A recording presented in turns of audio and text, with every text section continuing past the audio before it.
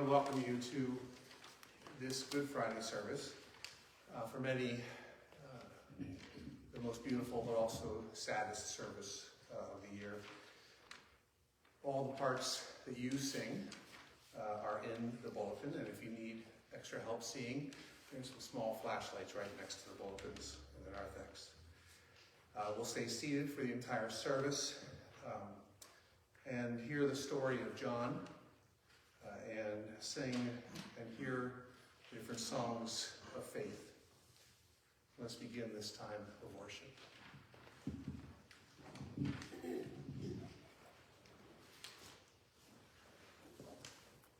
See, my servant shall prosper. He shall be exalted and lifted up and shall be very high. Just as there were many who were astonished at him, so marred was his appearance, beyond human semblance, and his form beyond that of mortals. So he shall startle many nations. Kings shall shut their mouths because of him. For that which had been told them they shall see, and that which they had not heard they shall contemplate. Who has believed what we have heard, and to whom has the arm of the Lord been revealed? For he grew up before him like a young plant, and like a root out of dry ground. He had no form or majesty that we should look at him, nothing in his appearance that we should desire him. He was despised and rejected by others, a man of suffering and acquainted with infirmity, and as one from whom others hide their faces, he was despised, and we held him of no account. Surely he has borne our infirmities and carried our diseases. Yet we accounted him stricken, struck down by God, and afflicted. But he was wounded for our transgressions, crushed for our iniquities. Upon him was the punishment that made us whole, and by his bruises we are healed. All we like sheep have gone astray.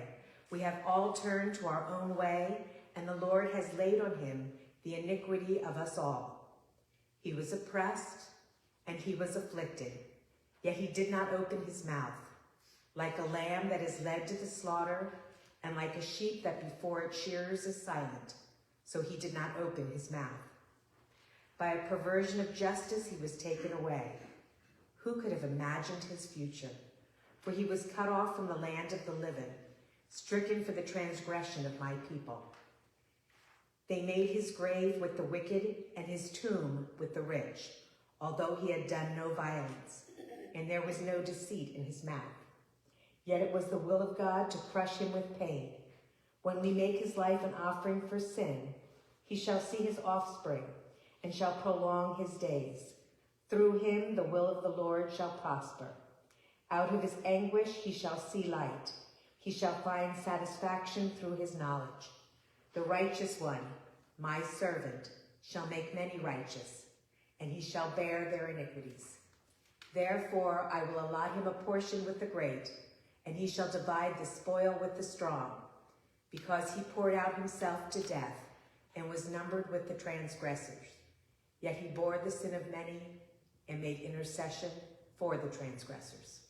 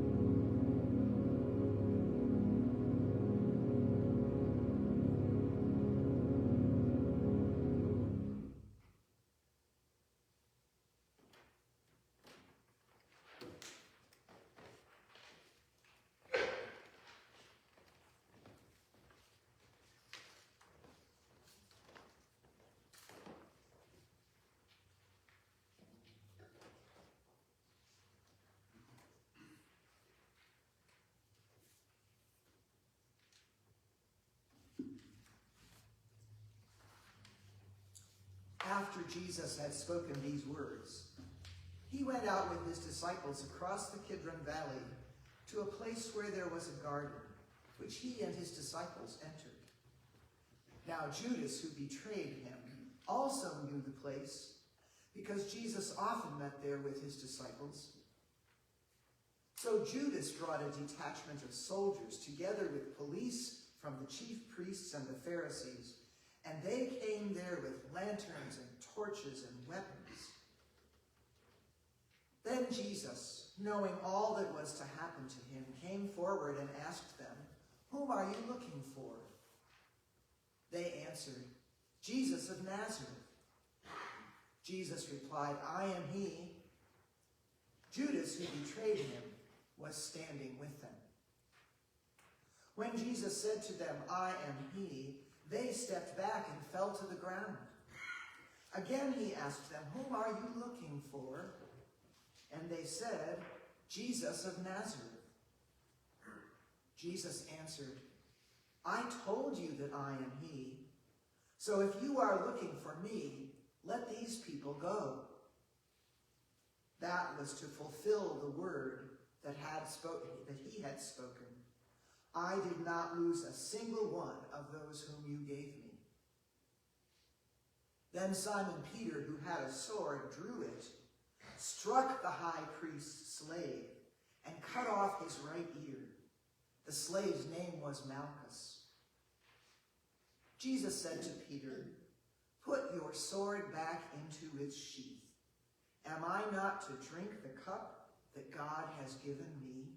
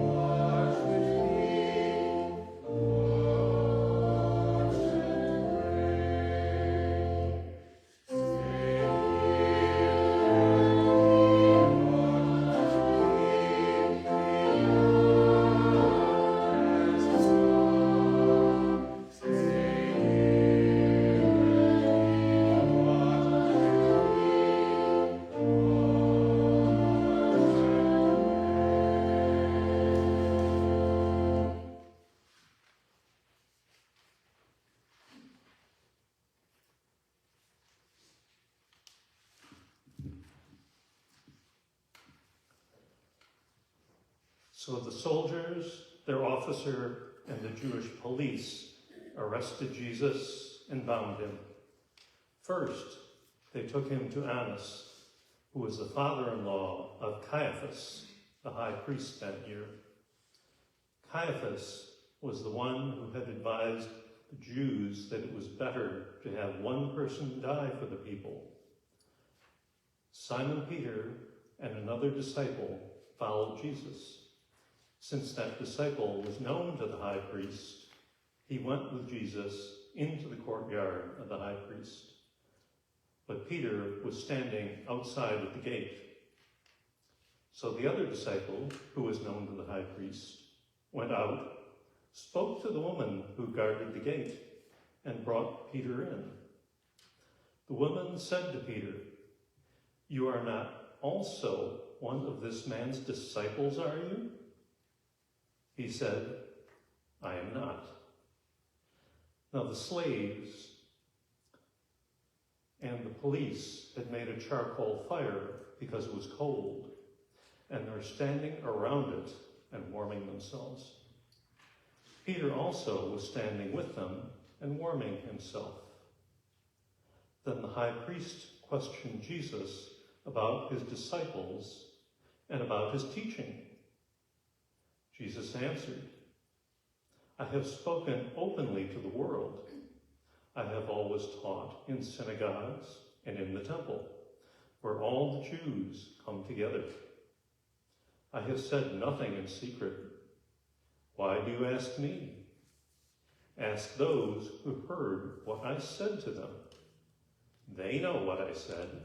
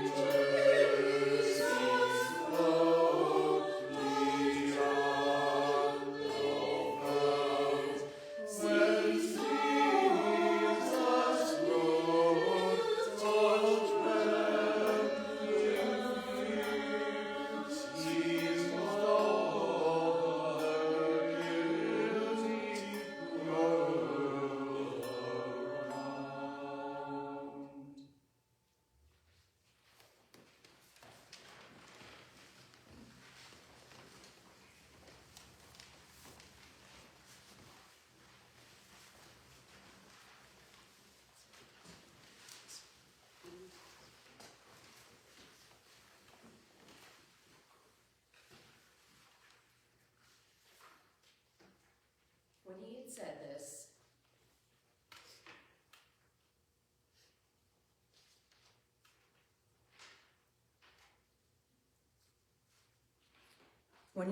this, one of the police standing nearby struck Jesus on the face, saying, "Is that how you answer the high priest?"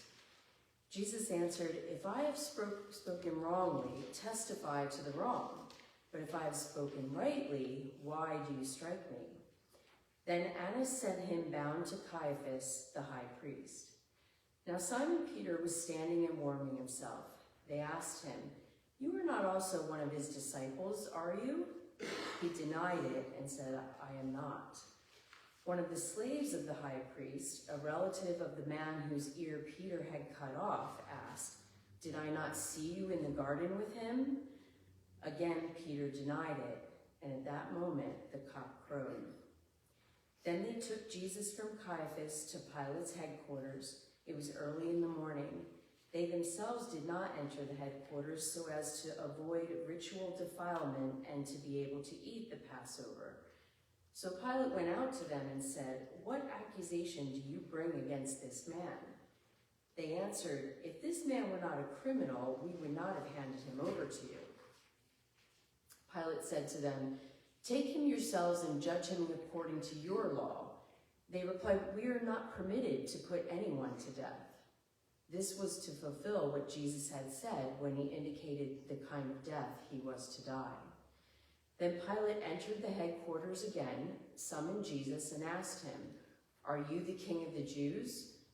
Jesus answered, "Do you ask this on your own, or did others tell you about me?" Pilate replied, "I am not of your religion, am I? Some of your own leaders have handed you over to me. What have you done?" Jesus answered, "My kingdom is not from this world. If my kingdom were from this world, my followers will be fighting to keep me from being handed over. But as it is, my kingdom is not from here." Pilate asked him, "So you are a king?" Jesus answered, "You say that I am a king. For this I was born, and for this I came into the world, to testify to the truth. Everyone who belongs to the truth listens to my voice." Pilate asked him, "What is truth?" After he had said this, he went out to the Jews again and told them, "I find no case against him. But you have a custom that I release someone for you at the Passover. Do you want me to release for you the king of the Jews?" They shouted in reply, "Not this man, but Barabbas." Now Barabbas was a bandit.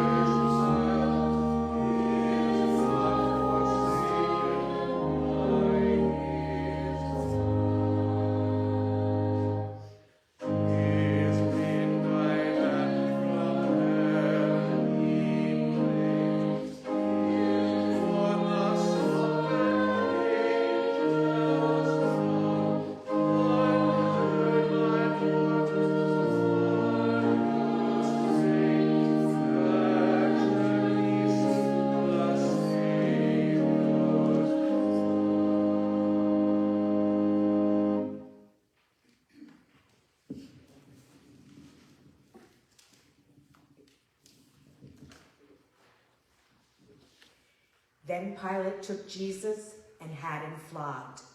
And the soldiers wove a crown of thorns and put it on his head, and they dressed him in a purple robe. They kept coming up to him saying, "Hail, King of the Jews!" and striking him on the face.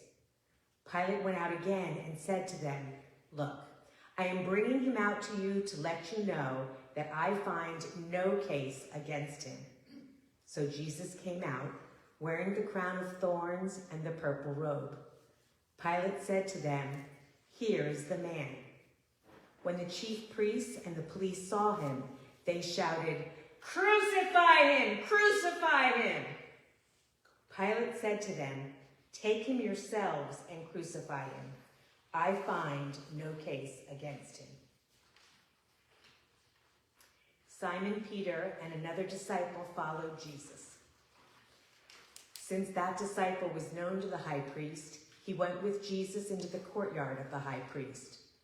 But Peter was standing outside the gate. So the other disciple who was known to him, some of the Jewish leaders answered him, "We have a law, and according to that law, he ought to die because he has claimed to be the Son of God." Now when Pilate heard this, he was more afraid than ever. He entered his headquarters again and asked Jesus, "Where are you from?" But Jesus gave him no answer. Pilate therefore said to him, "Do you refuse to speak to me? Do you not know that I have power to release you and power to crucify you?" Jesus answered him, "You would have no power over me unless it had been given you from above. Therefore, the one who handed me over to you is guilty of a greater sin." From then on, Pilate tried to release him, but some of the people cried out, "If you release this man, you are no friend of the emperor. Everyone who claims to be a king sets himself against the emperor." When Pilate heard these words, he brought Jesus outside and sat on the judge's bench at a place called the Stone Pavement, or in Hebrew, Gabbatha. Now it was the day of preparation for the Passover, and it was about noon. He said to the people, "Here is your king."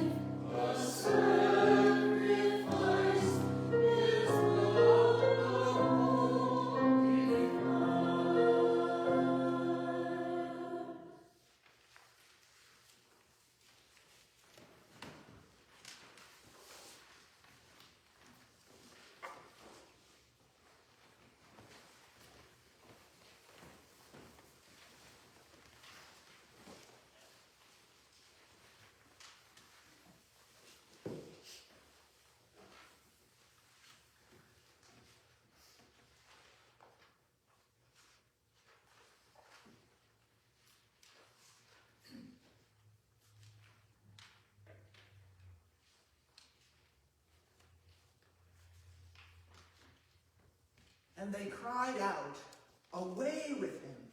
Away with him! Crucify him!" Pilate asked them, "Shall I crucify your king?" The chief priests answered, "We have no king but the emperor." Then Pilate handed Jesus over to be crucified. So they took Jesus, and carrying the cross by himself, he went out to what is called the place of the skull, which in Hebrew is called Golgotha. And there they crucified him, and with him 2 others, one on either side, with Jesus between them. Pilate also had an inscription written and put it on the cross. It read, "Jesus of Nazareth, the King of the Jews."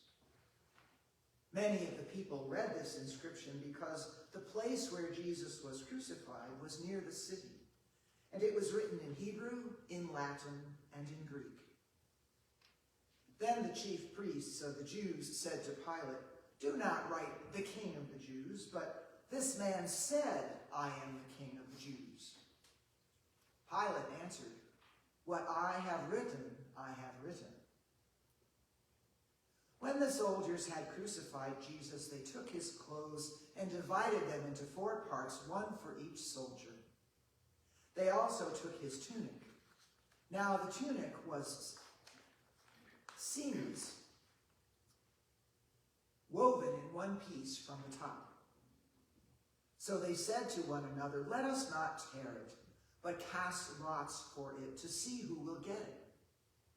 This was to fulfill what the scripture says, "They divided my clothes among themselves, and for my clothing they cast lots." And that is what the soldiers did. Meanwhile, standing near the cross of Jesus were his mother and his mother's sister, Mary the wife of Clopas, and Mary Magdalene. When Jesus saw his mother and the disciple whom he loved standing beside her, he said to his mother, "Woman, here is your son." Then he said to the disciple, "Here is your mother." And from that hour the disciple took her into his own home.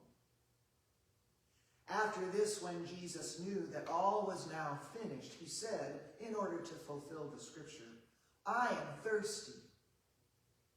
A jar full of sour wine was standing there, so they put a sponge full of the wine on a branch of hyssop and held it to his mouth. When Jesus had received the wine, he said, "It is finished." Then he bowed his head and gave up his spirit.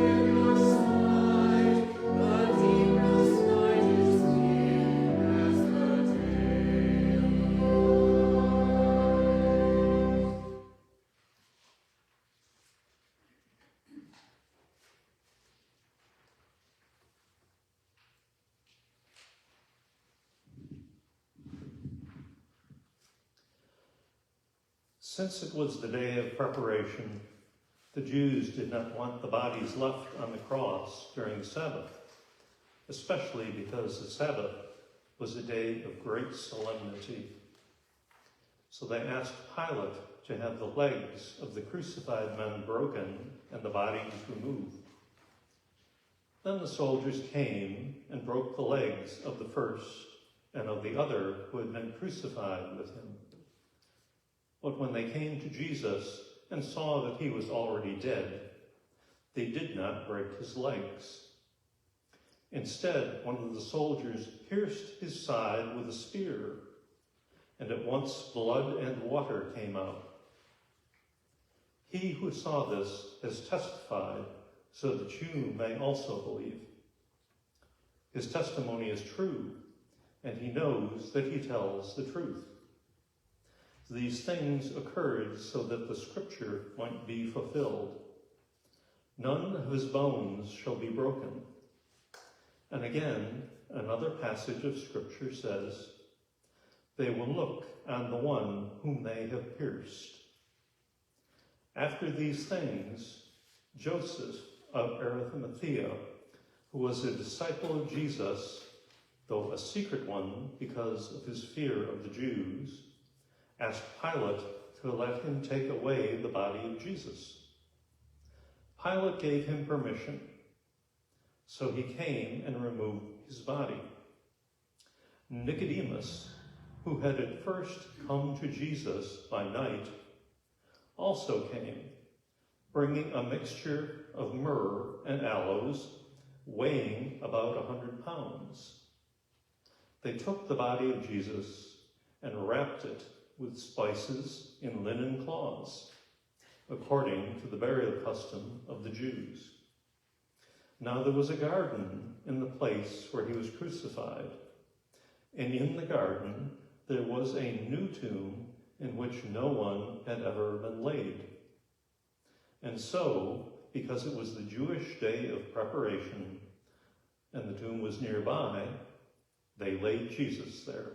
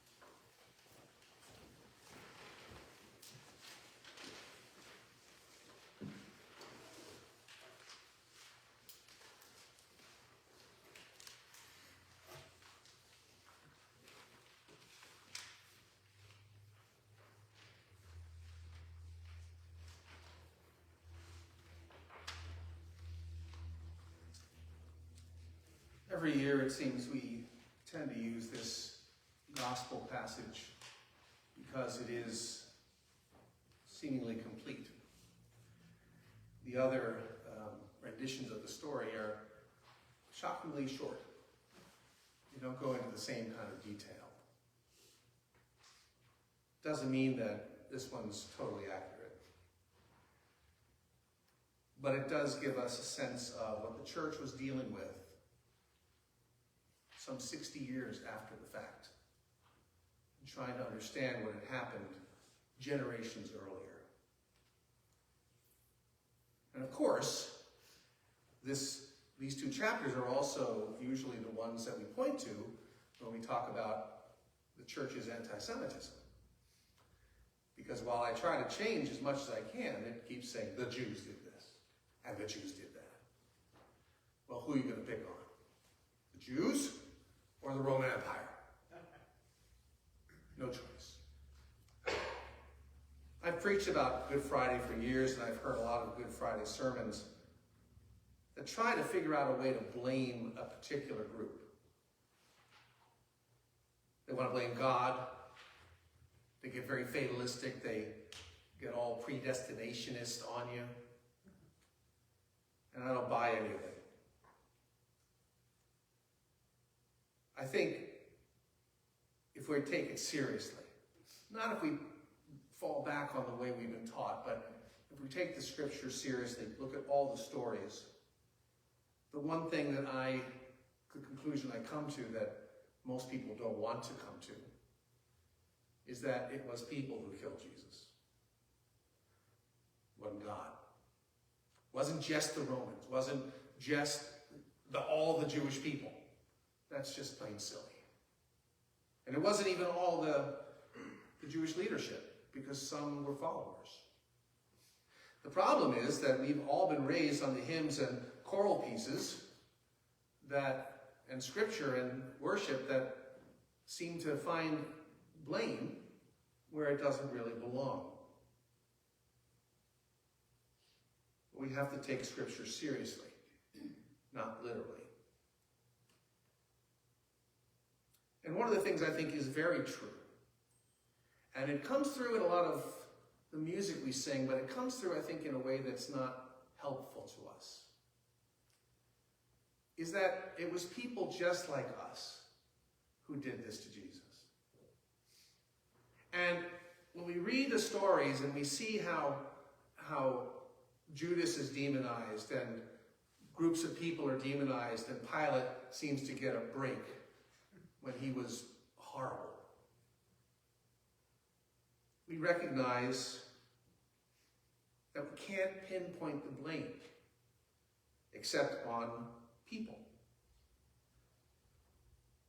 There are a few people who held power who didn't like what Jesus did and what he said, so they killed him. That's the story. And I think it's clear, too, that it wasn't like they thought they were killing God. I hope that's clear. It wasn't like they were running around going, ooh, we're in league with the devil and we're going to murder God. That wasn't it at all. What they saw in Jesus was a problem, a nuisance, an idolater, as they called him, a drunkard and a glutton. None of the disciples turned their lives over to the devil, even though we have these dramatic things that tell us, and the devil went into Judas, and the devil showed up and then came back later. I think the truth about what happened is that all the people who acted in this had their reasons, and some of them were good reasons, some of them were terrible reasons. Some were based in emotion, some they thought were logical, they were erratic, they were devious, and all of them were selfish. I've always loved how Judas is depicted in Jesus Christ Superstar as trying to push Jesus to do something. Start a war. Go after Rome. And that's one of the things that John gets right, I think, is that Jesus is not a king of armies on this world, of nations. It was people like you and me. They were thinking that it was probably a good idea to get rid of this lawbreaker, and he was a lawbreaker. Let's not get away from that. People like you and me thought they were making the world better by removing this thorn in their side. That's what Paul did before he became Paul. It wasn't that Paul was bad. He was a devout guy. He thought he was doing the right thing until he was convinced otherwise. And they didn't think they were doing wrong. But we find out later they were. And we should understand this really well. Because we can see in our own lives, we can see in the lives of others, good, nice, clean living Christians who sometimes mess up pretty badly, sometimes hate people. A lot went wrong in this story, and all of us suffered for it. And it wasn't a Good Friday. That's kind of messed up. It was really the worst Friday, right? It was a bad Friday. That's a mistranslation. In fact, ask any child when they start to figure out what's going on around them with this, if they come to a service or they learn about what happened on this day, they go, why would you say that was good? Now, the outcome was good. We know the outcome was good. We love the outcome, but it's still not a good day. So, and the last thing is, I think, I personally love to pick on the disciples because they were kind of a hot mess. I like to criticize and ridicule them. I'd love to believe that I would never be such a doofus as they were.